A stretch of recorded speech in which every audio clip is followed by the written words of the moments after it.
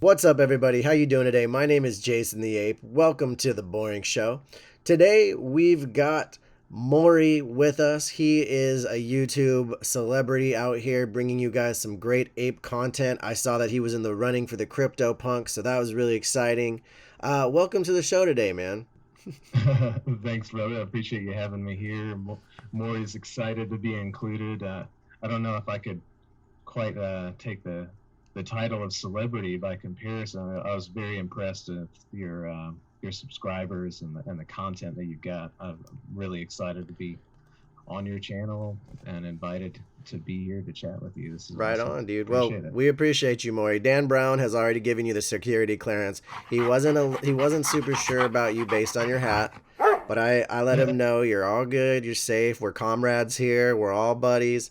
And then the eye patch really scared him, so he's giving you the security clearance. So Dan Brown says you're a-okay, and we're stoked to have you, man. What's up with you? Where do you come from? What's your story? Because you're the first blue ape I think we've had on the show, and I'm curious, like, did you fall in some paint or what's the deal?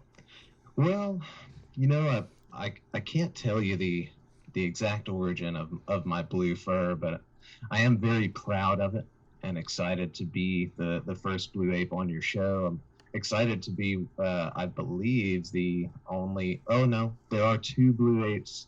There's a trippy blue that's in the final stage of the Ape Madness matchup, and really excited to see if one of us gets in. Dude, It'll be so I awesome to voted have for us you. represented. I Oh, voted. thanks. Yeah. Thanks so much. I really appreciate it. I'm definitely the underdog in this match up against the board ape bartender. Gotta give a shout out to Chaz Spies because that he's definitely putting in the work. He's making this. Goldrilla's out there with Spotty, and they're putting in some work too, man. They're really trying Yeah, to get dude. it. It's a fun time to be participating in an economy that's looking to really engage and build a community, and I think that's dope. How'd you get into that, man? How did you get in the running for that? Well, when I actually I minted a couple of the comics Nice. when it wasn't when they first released. I think it was about a month or so. It was right before they got to the 5K mark and they cut off the free issue perk. Thankfully, I got in just before that, so I feel extra motivated for the Ape Madness because if I get in, then I get a free copy with me Oh, nice. in it. So That I'm becomes priceless, super man. pumped. Yeah, well, I mean it's and then I'm also like that much less likely to ever get rid of it Right.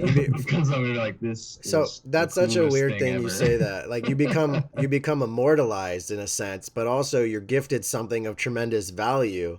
Mm-hmm. So, Mm-hmm. I think it's funny. A lot of us collect NFTs. A lot of our fellow apes and avatar projects are collecting NFTs like crazy. Do you have any NFTs that have been gifted to you that you just don't care what the value is? They're gifts, so you can't get rid of them, or do you sell them if it's worth it? Well, do have some. Probably the most notable one. I don't know if it counts as a gift.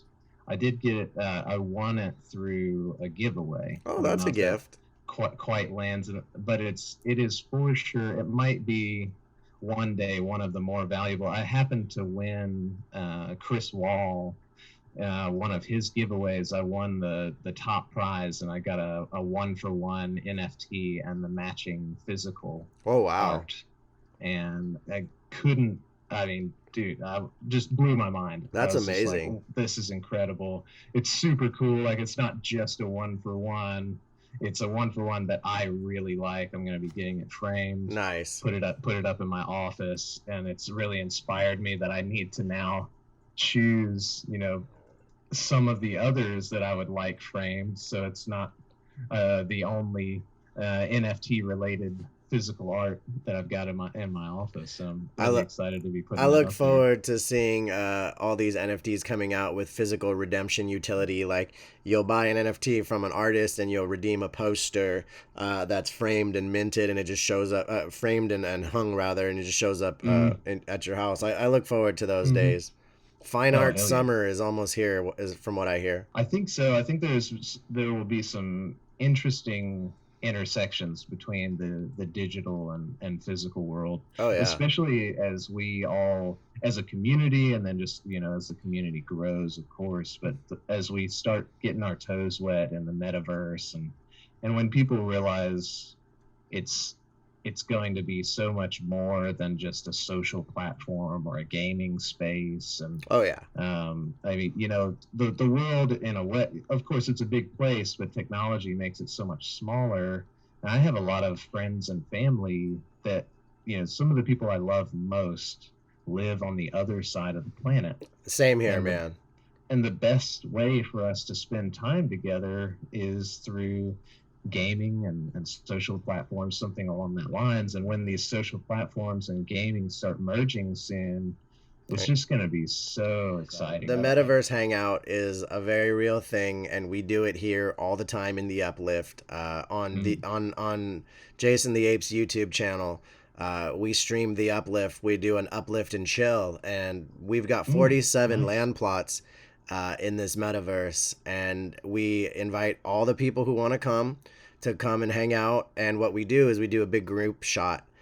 We take screenshots, and then I mint those and I give them out to everyone as like a thanks for coming and hanging out with us memento, And That's a great idea. I love it. dude, it's so much fun. Like, we had a Which, giant snowball fight the other day, and that was fantastic. I think that's the coolest thing. It's kind of like what I try and describe to the why the metaverse is so exciting to me, to particularly to non-gamers. It's hard for them to get their head around it. Right. And I just keep trying to say, I was like, just imagine if you had artistic freedom in the space that you inhabit at any given time, that we could just, like you say, we could just decide we're all having a snowball fight now. Yeah. Or oh, by the way, we've all got wings and we're having an aerial race. Or like, there's just there's no, like, potentially no limitations. And the cool thing the cool thing is, like, for the metaverse that I'm in is called the Uplift world. That's the one that I'm mostly invested in and spend most of my time in. It's built on a Minecraft server, and there's a lot of cool people in the space who have been willing to work with us, and I've invited a lot of people to come build. I'm not sure if you know Senor Lupe, but he is a very prominent wax blockchain NFT artist. And he was like, yeah, I'll come through and build something. And he built this amazing diamond background, just super rad. And it's just literally made for everyone to go have snowball fights at. And at 37 years old, I'm playing Minecraft for the first time ever, playing with other random, and guys, if I'm wrong, so be it. Most of the people that are doing this Uplift or metaverses tend to be stay-at-home dads. That's what I've recognized it to be. Maybe that's just the circles I run in, but it's fascinating because you hear babies crying in the back, you hear guys giggling like little kids because we're playing video games together and we're hanging out in a metaverse, and it is the wildest time to be alive ever, because on top of it, we're getting paid to play these games. It's crazy. Oh yeah, it's a game changer. The idea of, the gaming industry has had such a dramatic shift. Oh yeah. Towards the free to play platform, and when that shift goes from free to play and pay for skins to free to play and getting paid to play potentially. I've tried explaining to some people, and thankfully, often, as with many things, if you can, in your examples and explanations, include the dollar signs and numbers, all that kind of stuff, so people really start to open their eyes when you explain that there's almost 3 billion gamers on the planet. Right. And there are some gaming platforms, there are some games that have over 100 million players. Right. And these are games where the players are paying to be there in some way, whether it's through their time, through their dollars. But when there comes a time that we're not that far off from, and in some ways we are already there, as you mentioned, there are metaverses that we can already inhabit, right, and make money through being there. They just haven't gone mainstream yet. And when that kind of stuff goes mainstream, it's just gonna be huge, and it'll even have a hugely positive impact on less developed societies Right. in our world. That's Of what we and hear that about with it's axes. You know, like mm, you hear a mm-hmm, lot of people talking about axes, and we did a Twitter Spaces the other day where everybody, I can tell for the most part, is in America or Canada in that region, just mm-hmm, from asking, like doing a survey in the room, and asking, is anyone familiar with axes? Everyone was like, yeah, I've heard of it, but I don't know what it is. And it's the funniest thing because they're crushing daily sales. It's a massive game, but it's an opportunity for people in countries like the Philippines and I think various parts of India where they have massive opportunity to make more money playing a video game than they could going out and looking for a day laboring sort of a job. So it's an mm-hmm. amazing time for people to have these opportunities. Well, I've been really impressed, like not even necessarily the gaming aspect, but just crypto as a whole, like one aspect of freedom that crypto is creating. Oh For yeah. example, is people in situations where they're not supposed to or not allowed to work. Some countries, women are not supposed to have a job, and so there are stories of people in these situations where they are more or less a prisoner, and Jeez. crypto has been the key to their freedom. And it really potentially is on a much larger scale. It could be our one and only chance at getting out from underneath the thumb of the banks and corporations that are just doing what they can to get Yeah, rinse this every is, dollar out of us you they know, can get. if you've been in the crypto space long enough, you might remember that most everything was about like remittance fees and like trying to get rid of those for people who were sending money from one country to another and losing so much on these Western Union fees and whatnot along the way. Mm-hmm, And so mm-hmm, now hearing that people can just send over Ethereum or, you know, like I've become friends with a guy in Venezuela and I've been able to help him by sending him Ethereum so that he could buy groceries. And I asked him, "How do you sell your Ethereum?"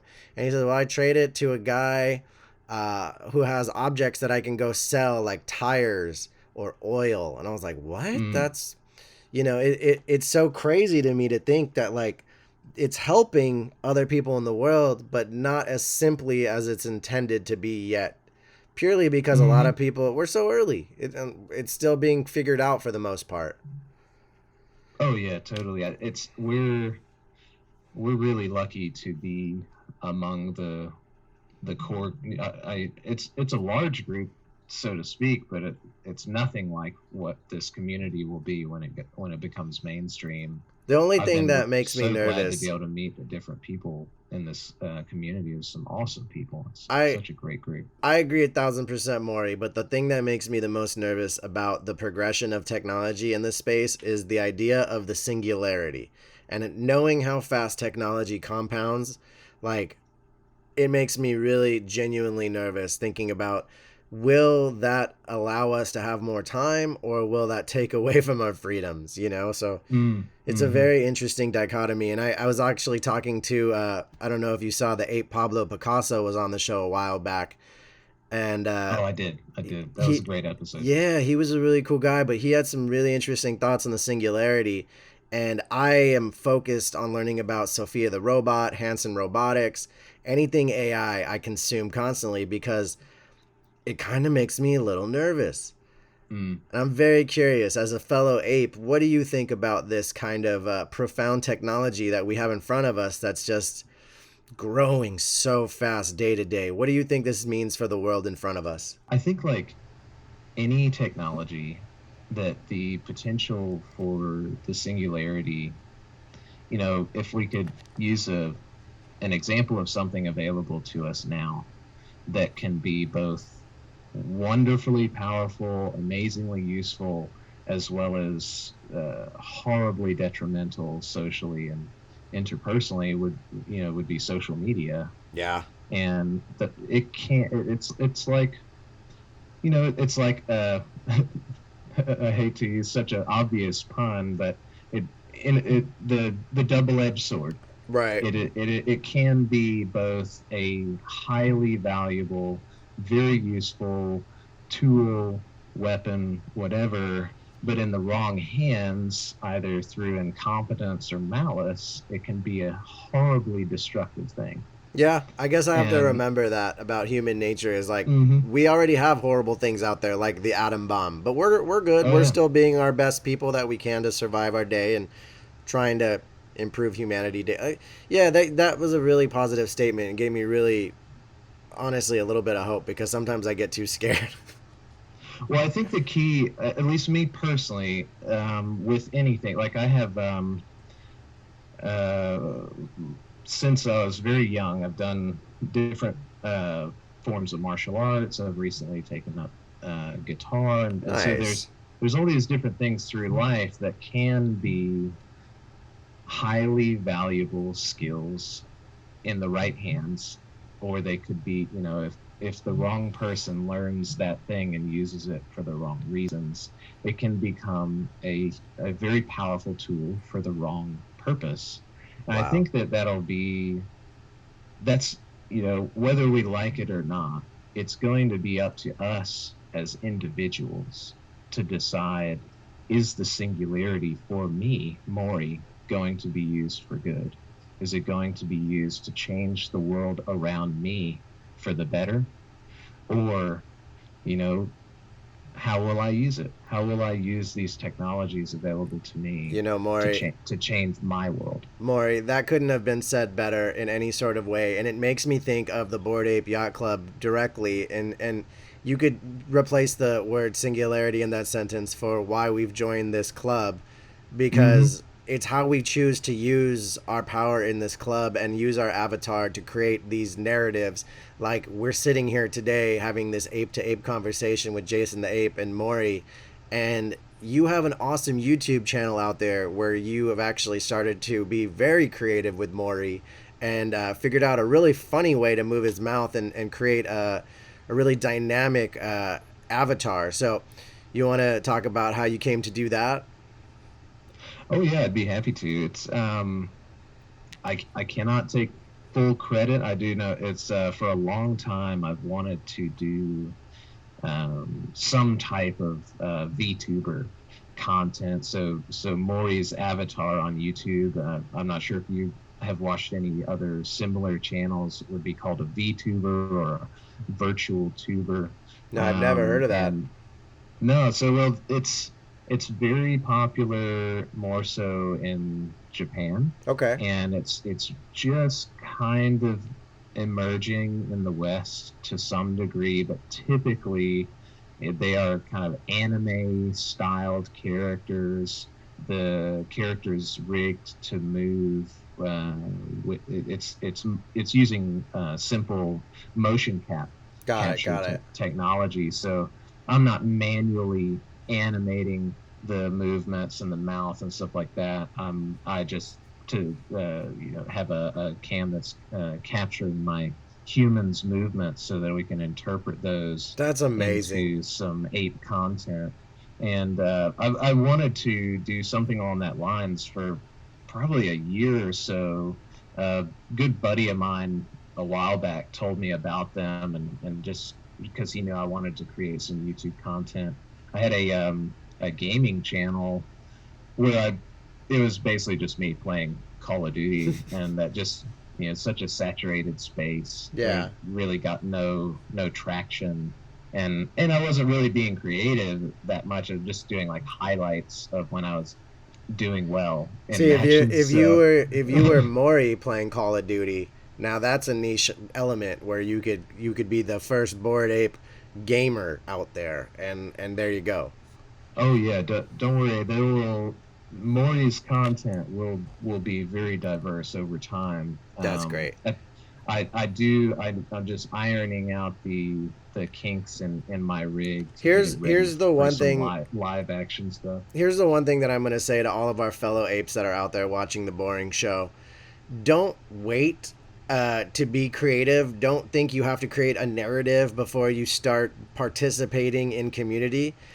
So many people I've talked to that want to come on the boring show have jumped on because they felt so confident that they had a narrative for their ape, and they've been able to share that with us, and it's been a fantastic way to create value in our avatars, share some fun together as just people who are super stressed out all the time, just like frantically buying NFTs.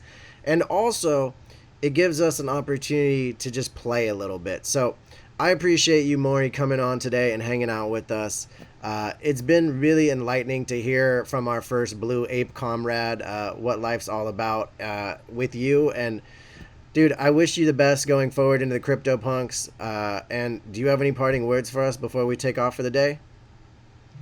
All I want to say is that if anyone has supported Mori in the Ape Madness, huge thank you to anyone and everyone that voted for Mori, and thank you all for the support that you've given Mori's YouTube channel. And most importantly, I want to say thank you to Dan Brown for allowing me on the show today. I know he was a bit uneasy about my commie pirate look, and I just appreciate him giving me a pass on this one. Dude, we appreciate you. Dan Brown appreciates you. Everyone, we also appreciate you guys hanging out today with us. Go to theboringshow.io to check out all the other awesome episodes that we have up.